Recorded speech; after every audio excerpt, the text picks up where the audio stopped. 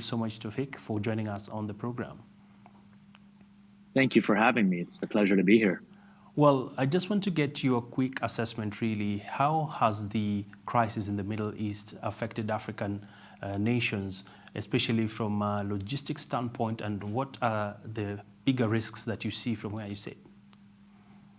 Well, there's definitely a series of repercussions, some of them social, some of them geopolitical, some of them economic. I think on the social, which links into the security aspect, we've seen kind of a rise in insecurity and fanning the flames a little bit of extremism and almost re-enlivening extremist links that we had thought were dormant. And that, of course, threatens a lot of commercial activities in a lot of geographies that had, been flashpoints.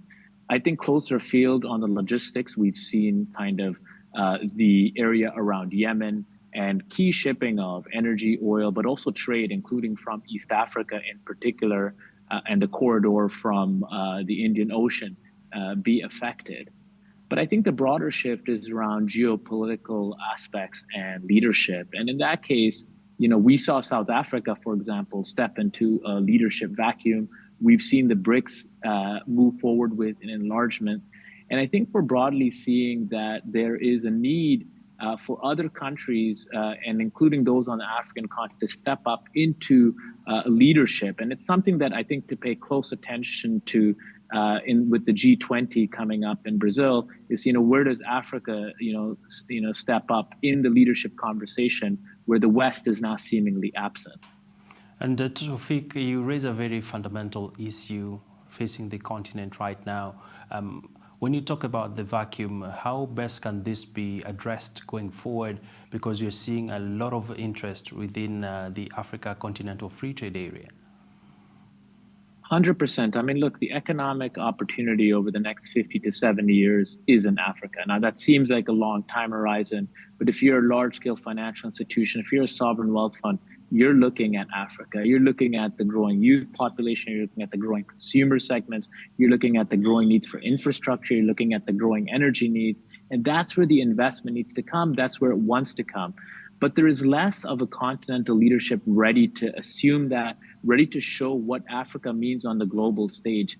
And so what's the missing piece right now is, transnational political leadership. It's really right now every country on its own.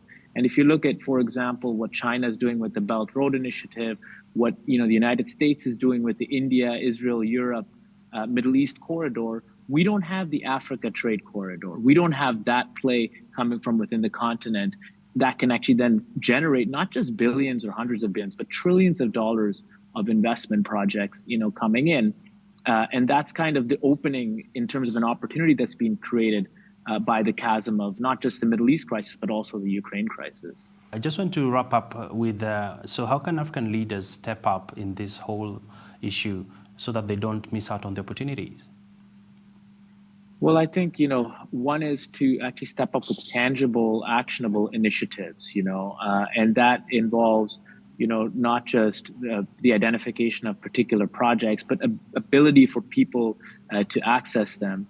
I think it also would be great to see some cooperation across the continent. And so I think that's what we're waiting to see, people to step up. Obviously, you're in Kigali. I think there's that opportunity. So we'll see what happens in the coming couple of months. But I think the opportunity is ripe and right there, and we'll be, paying close attention. Excellent. Thank you so much, Tawfiq Rahim, joining us from Dubai, just giving us some more perspective into this issue around the Middle East crisis and the impact on economies within Eastern Africa.